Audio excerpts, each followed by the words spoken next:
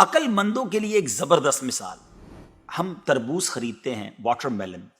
مثال کے طور پہ 5 کلو کا ایک تربوز ہم نے خریدا، اور جب اسے کھانے لگتے ہیں تو پہلے اس کا چھلکا اتارتے ہیں نا.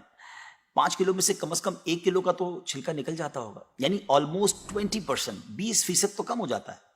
مگر کیا کبھی ہمیں افسوس ہوتا ہے اس کا؟ کیا ہم سوچتے ہیں کہ ہم نے تو تربوز چھلکے کے ساتھ خریدا ہے، چلو آج چھلکے کے ساتھ ہی کھا لیتے ہیں؟ ایسا نہیں کرتے نا. اسی طرح مالٹے کا بھی حال ہے کہ ہم خوشی خوشی سے اس کا چھلکا اتار دیتے ہیں، حالانکہ ہم نے چھلکے سمیت خریدا ہوتا ہے، مگر اس چھلکے کو پھینکتے ہوئے ہمیں کوئی تکلیف نہیں ہوتی. یہی حال مختلف پھل اور سبزیوں کا ہے. اچھا، ہم چکن بھی تو خریدتے ہیں، زندہ ثابت، اسی کو تولتے ہیں، تلواتے ہیں، پیسے دیتے ہیں، مگر جب کھانے کی باری آتی ہے، پکانے کی باری آتی ہے، تو اس کے بال، اس کی خال، اس کی آلائشیں نکل جاتی ہیں، تو ویٹ تو کم ہو جاتا ہے. مگر کبھی اس پر دکھ ہوتا ہے؟ نہیں نا.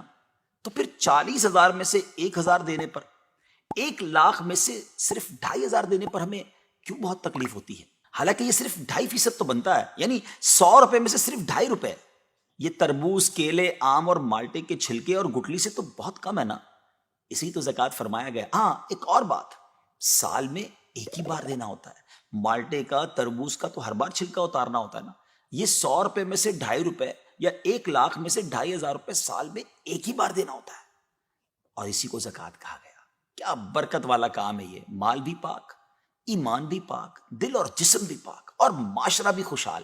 اتنی معمولی رقم، یعنی 40 روپے میں سے صرف 1 روپے، اور فائدے کتنے زیادہ، اجر کتنا زیادہ، برکت کتنی زیادہ. تو اب اپنی زکوٰۃ ہم نے پوری دینی ہے. اپنی زکوٰۃ اپنی دعوت اسلامی کو دیجیے، اور دین متین کی خدمت میں اپنا حصہ ڈالیے. اگر آپ اپنے مال کو سیکیور کرنا چاہتے ہیں نا، آئیے ایک اور حدیث سن لیجیے. نبی پاک علیہ الصلوۃ والسلام فرماتے ہیں، خشکی اور تری میں جو مال بھی ہلاک ہوتا ہے وہ زکوٰۃ نہ دینے کی وجہ سے ہوتا ہے. زکوٰۃ روک لینے والا قیامت کے دن جہنم میں ہوگا.